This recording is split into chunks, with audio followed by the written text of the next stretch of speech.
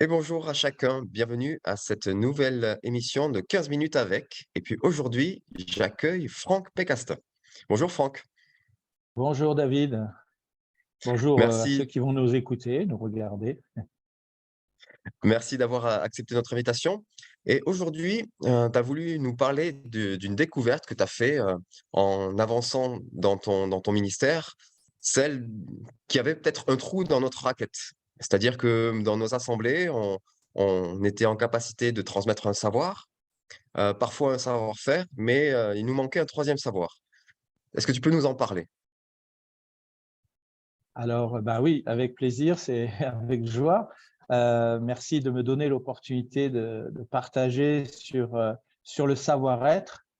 C'est vrai que, en fait, c'est comme si c'était implicite en réalité, puisqu'on parle de dons ministères, si on parle donc de l'Église, du corps de Christ, et on dit il y a des dons ministères qui sont offerts à l'Église locale et au corps Oui. de Christ. Et donc, c'est vrai qu'on travaille souvent sur la théologie, la doctrine, peut-être la prédication, un certain nombre de choses du savoir-faire d'un serviteur ou d'une servante de Dieu. Mais j'ai trouvé qu'il n'y avait pas assez de regard, ou en tout cas de choses un petit peu structurées autour du savoir-être. Et en Mmh. fait, en ayant fait une formation d'executive coach à Paris, la formation Transformance Pro, il y a quelques années maintenant, je me suis aperçu à quel point le savoir-être était essentiel dans un comportement de manager, de leader, quel que soit d'ailleurs le secteur d'activité, que ça soit le monde ecclésial ou que ça soit le monde des affaires ou le monde politique. Et pour moi, le Mmh. savoir-être est essentiel dans le sens aussi où si on rejoint la parole de Dieu, elle nous dit c'est à leurs fruits que vous les reconnaîtrez, ou c'est à l'amour qu'ils ont les uns pour les autres. Or là, on parle de relations et de savoir-être dans la relation humaine et pas de Mmh. savoir-faire. Alors je dis pas qu'il faut, comment dirais-je, ne pas traiter le savoir-faire, c'est pas ça mon sujet, mais c'est plutôt comment traite-t-on le savoir-être et comment le mesure-t-on? Comment Mmh. aide-t-on, accompagne-t-on les gens à développer leur savoir-être dans le cadre ecclésial notamment, puisque c'est le sujet dont on parle, mais c'est valable aussi pour le monde des affaires ou le monde politique. Voilà. Mmh. Et donc aujourd'hui, Donc, tu as eu tout un parcours et aujourd'hui, comment tu œuvres dans cette dimension? Qu'est-ce que tu as trouvé et mis en place pour pouvoir, avancer, et heu et raccommoder le trou dans la raquette?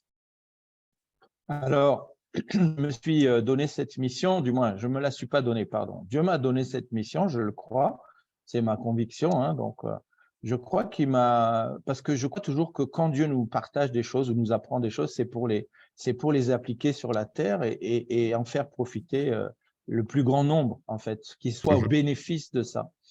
Et je pense que c'est l'esprit de la parole de Dieu, le partage et le don, hein.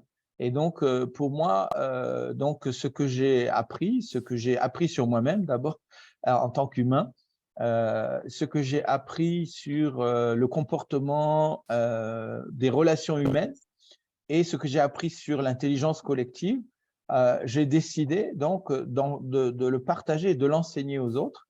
Et Mmh. j'ai ouvert par contre, mon esprit parce que je n'ai pas voulu, le faire uniquement dans le milieu ecclésial, mais aussi Oui. l'apporter au monde des affaires, l'apporter au monde politique et bien sûr le donner, dans le monde ecclésial également. Et donc j'ai développé pour ça une formation qui s'appelle la formation Ubuntu.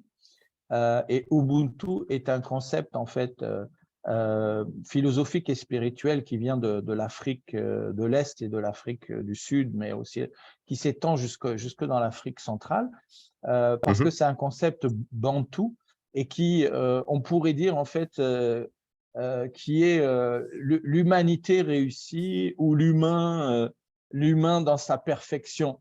Et la première fois en fait qu'on m'a partagé ce concept, j'ai dit à la personne, écoute, moi, je crois savoir qui c'est. C'est une personne, l'Ubuntu, c'est Jésus. Parce que l'humanité réussie, c'est en Jésus-Christ pour moi. Jésus-Christ Ouais. parfaitement Dieu, mais pleinement Dieu et pleinement homme, où il a accompli parfaitement ce qu'un humain accomplit. Et en fait, on pourrait dire que l'Ubuntu, en fait, c'est ça. c'est d'abord les valeurs intrinsèques de l'humain. Or, si on revient à Dieu, Jésus nous parlait souvent des valeurs. Hein, et quand on nous dit Ouais, le commandement de nous aimer, c'est quelque part des valeurs. Aimer, c'est aussi un choix. Hein. Pourquoi c'est un choix? Parce que aimer ses ennemis, c'est un choix, par exemple. C'est pas une émotion. Je ne peux pas ouais, aimer mes ennemis naturellement. C'est d'abord, j'ai un rejet sur mes ennemis, j'ai plutôt envie de les repousser ou de m'en protéger. Mais les ouais. aimer, c'est donc un choix. Et un choix, bien sûr, ça peut être lié à des émotions, mais c'est d'abord un choix pour moi, hein, puisqu'il est dit Dieu a tant aimé le monde qu'il a donné. Donc c'est un choix de donner. Et donc, dans cette relation, ça parle de développer un savoir-être. Mmh. Et c'est un travail sur soi. C'est un travail sur soi véritable. Alors moi, quand j'ai fait la formation, j'ai fait un travail thérapeutique pendant 18 mois avec une psychologue chrétienne sur moi-même, Mmh. sur mes émotions, sur ma façon de fonctionner, sur mes blessures aussi, etc. Oui. Et je trouve que pour moi, on n'a pas, en tout cas, moi, j'en ai un petit peu manqué dans le milieu pastoral. Je trouve qu'on n'a pas assez de personnes. Alors, ça peut être des coachs, ça peut être Mmh. des relations d'aide, ça peut être des mentors, mais des gens, en fait, qui encadrent les jeunes pasteurs ou les jeunes serviteurs qui Ouais. vont pouvoir être accompagnés dans une posture aussi que j'apprécie beaucoup dans le coaching, cette formation que j'ai faite, qui nous apprend une posture de non-jugement, Mmh. d'authenticité, de cœur à cœur, de alliance des princes et princesses, de rechercher ce qui est bien chez l'autre pour le potentialiser. Et pour moi, cette attitude, cette posture, c'est une attitude d'un enfant de Dieu. Parce Ouais. que Jésus n'a jamais condamné les gens. Je repense à cette femme adultère, par exemple, où on dit elle était prise en flagrant délit, donc il fallait la lapider, c'était la loi, etc. Et Jésus n'a pas contredit en disant non, non, c'est pas la loi. Mais il a regardé le potentiel qu'avait en elle, en fait. Et il a potentialisé en disant ok, c'est vrai, tu as fait ça, mais va et ne pêche plus. Ça veut dire transforme-toi intérieurement, change d'attitude, change de comportement. Et donc, Jésus a regardé le potentiel qu'il y avait en elle. Et c'est bien une posture, et c'est ce que j'ai appris aussi dans cette formation de coaching, c'est la posture en fait.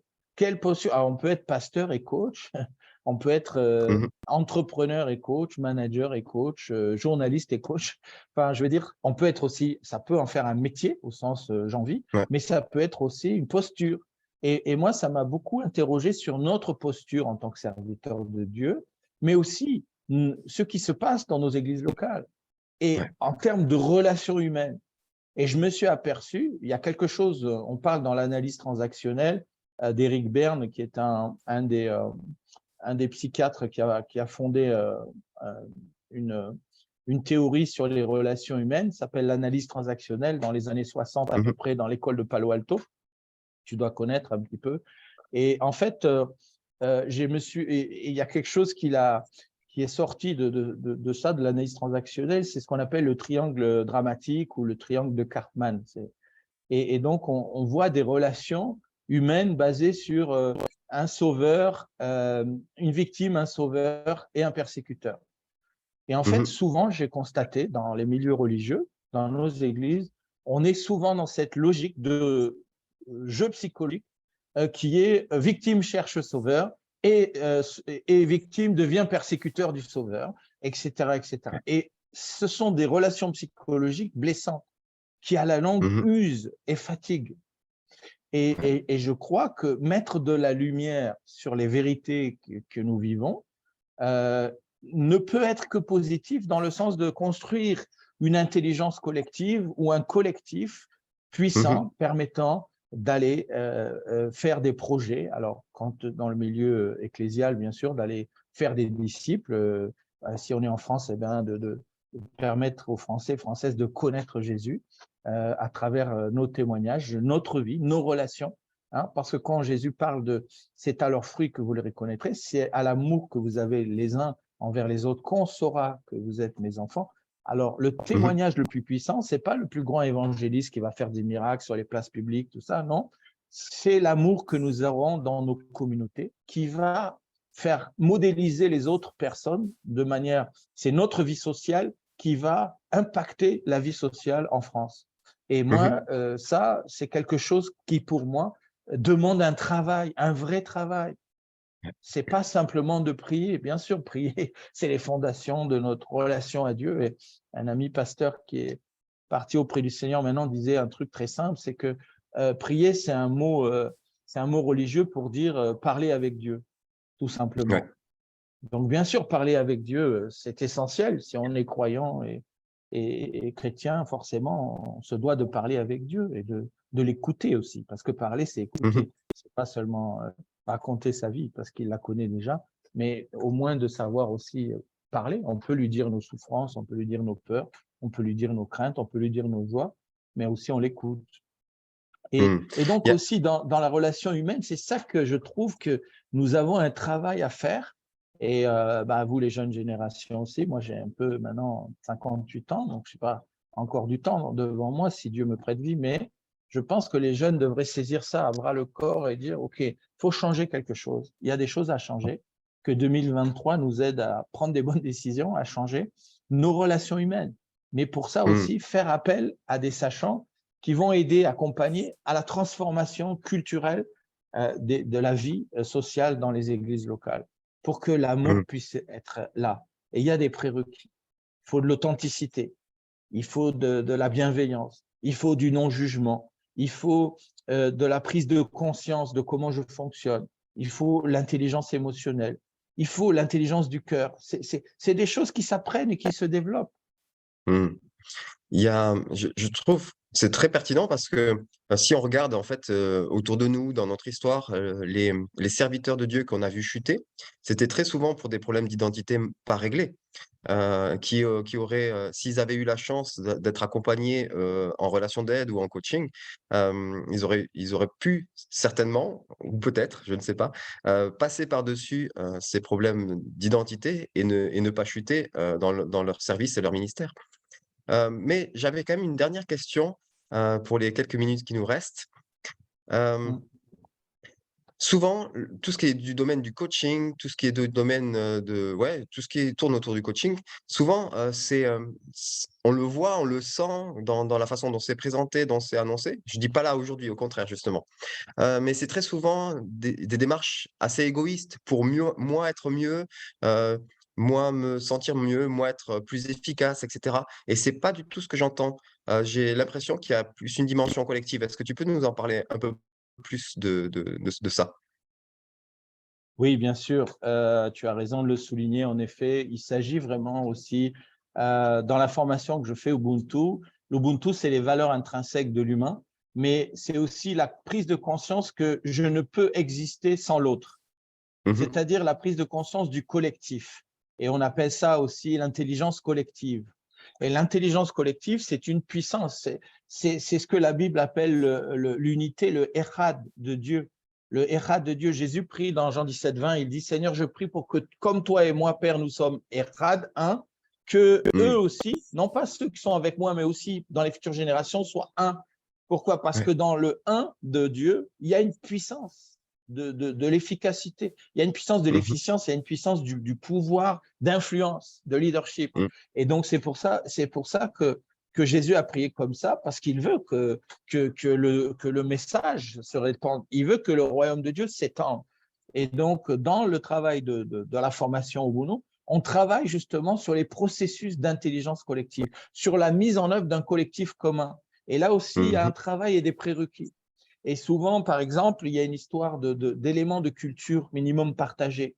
Quelles sont nos valeurs? Quelle est notre vision commune, partagée? Quelles sont nos valeurs et comment on travaille collectivement pour atteindre ces objectifs-là?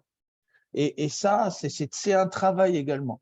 Et parfois, dans les églises locales, celles que j'ai dirigées moi-même ou celles auxquelles j'étais associé, souvent, ce n'est pas quelque chose qu'on travaille en profondeur, en fait.